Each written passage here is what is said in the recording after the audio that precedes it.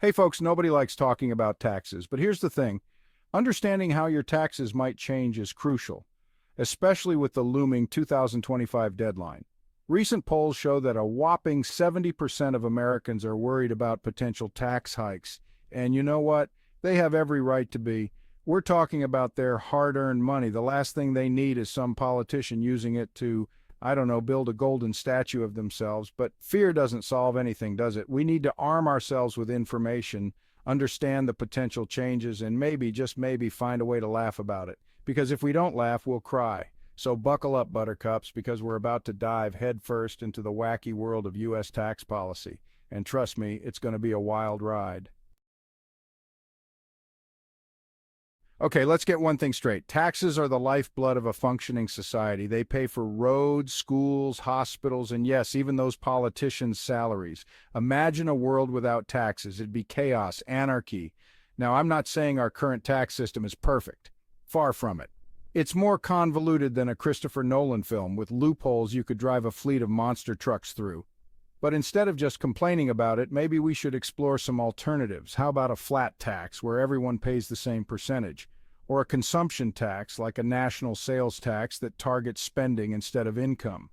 The point is, there are options out there. We just need to be open to exploring them. Elections. That magical time when politicians promise us the moon and the stars knowing full well they can't deliver a pizza without screwing it up. And guess what? Taxes are always a hot-button issue. In 2024, we got a real humdinger on our hands. On one side, we've got Donald Trump back for round two, promising to make America great again. And how does he plan to do that? You guessed it, tax cuts. On the other side, we've got Kamala Harris, the incumbent, trying to convince us that her tax plan won't in fact bankrupt the country. So who's right, who's wrong? Honestly, it's anyone's guess. But one thing's for sure, the outcome of this election will have a major impact on your wallet. So pay attention, folks. This is about more than just choosing between two old people with questionable hairlines. All right, let's talk about the Donald. Love him or hate him, you gotta admit, the man knows how to put on a show. And his tax plan is no different. Trump's big idea, bring back the 2017 Tax Cuts and Jobs Act, TCJA, like it's the Beatles reuniting. Critics argue that the TCJA was nothing more than a giveaway to the rich, ballooning the national debt while doing little for the average American. Trump, of course, disagrees. He claims his tax cuts will unleash the American economy, creating jobs and boosting wages for everyone. It's a bold claim and one that we'll dissect in more detail later. But for now, just know this. If Trump gets his way, your taxes could look a lot like they did back in 2017. Good or bad, that's a decision you'll have to make for yourself. The rich get richer? Unpacking the TCJA's legacy. Okay, time for a little history lesson. Remember the TCJA, that tax law we just talked about? Well, it's been around for a while now, and it's time to assess the damage. The TCJA's main selling point was that it would boost the economy, leading to higher wages and more jobs for everyone.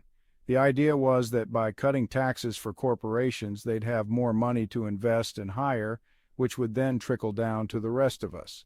But here's the thing about trickle-down economics. It's about as effective as trying to put out a fire with a squirt gun. Studies have shown that the TCJA largely benefited wealthy individuals and corporations with little to no impact on wages or job growth for the middle class. So, what did the TCJA actually accomplish? Well, it certainly made the rich richer, and it added trillions of dollars to the national debt, which, believe it or not, is something we'll have to deal with eventually.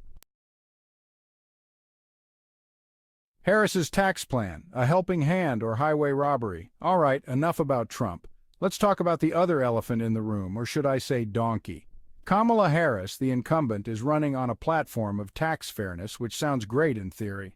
Harris's plan focuses on raising taxes on wealthy individuals and corporations while providing tax breaks and credits for middle and lower income families.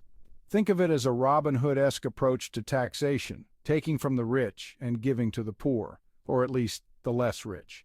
She's proposing a series of tax hikes for those earning over $400,000 a year, as well as closing loopholes that allow corporations to avoid paying their fair share. The devil, as always, is in the details. How much will taxes go up? Who will benefit the most from these new credits? And will it be enough to make a real difference in the lives of everyday Americans?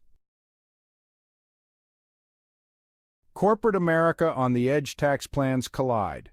Hold on to your hats, folks, because things are about to get interesting. When it comes to corporate taxes, Trump and Harris have very different ideas. Trump wants to keep the TCJA's corporate tax cuts, arguing that they're essential for economic growth. He believes that lower taxes will lead to more investment, more jobs, and a stronger economy for everyone. Harris, on the other hand, wants to raise corporate taxes, arguing that corporations aren't paying their fair share. She wants to use that extra revenue to fund social programs and invest in infrastructure. So who's right?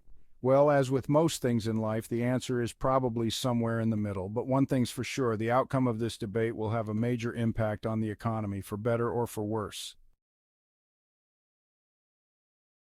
The deficit dilemma: can we afford these tax breaks? Okay, time for a reality check. We've talked about tax cuts, tax hikes, and everything in between. But there's one big, hairy elephant in the room that nobody wants to talk about: the national debt. It's like that credit card bill you keep ignoring, hoping it'll just magically disappear. But guess what? It won't. And eventually someone's got to pay up. Both Trump and Harris's tax plans come with a hefty price tag. There's no such thing as a free lunch, folks, so what's the solution? Honestly, I don't have a clue. But I do know this: we need to start having an honest conversation about the national debt and how we plan to address it. The average Joe and Jane. Winners or losers? All right, let's cut to the chase. After all this talk about tax plans, the deficit, and the economy, you're probably wondering, how will all of this affect me? Well, my friend, that's the million-dollar question, isn't it? If Trump gets his way and the TCJA makes a comeback, you might see some modest tax savings depending on your income level. But don't go planning any lavish vacations just yet. Remember, the TCJA primarily benefited the wealthy, so don't expect a windfall if you're part of the working class. If Harris gets her way, you might see some tax increases, especially if you're earning over $400,000 a year. But you might also benefit from her proposed tax credits and social programs. The truth is, it's still too early to say for sure how either of these tax plans will shake out. The tax man always knocks twice. What to do now? Okay, so we've covered a lot of ground here. We've talked about Trump, Harris, taxes, the deficit, and the economy. But here's the thing: knowledge is power. And now that you know what's at stake, it's time to take action. Don't just sit there like a bump on a log complaining about the government. Get involved. Contact your elected officials and tell them what you think about these tax plans. Educate yourself on the issues and spread the word to your friends and family. And most importantly, vote in the 2024 election. The future of our country and your wallet is at stake. And the verdict is predicting the future of your wallet. So there you have it, folks. The future of your taxes is about as clear as mud. We've got Trump promising tax cuts, Harris promising tax fairness, and the national debt looming over everything like a giant, ominous cloud. Who will win this game of tax roulette? Honestly, your guess is as good as mine. But one thing's for sure: the stakes are high, and the outcome will have a lasting impact on our country for years to come. So buckle up, Buttercups. The 2024 election is just around the corner, and it's going to be a wild ride.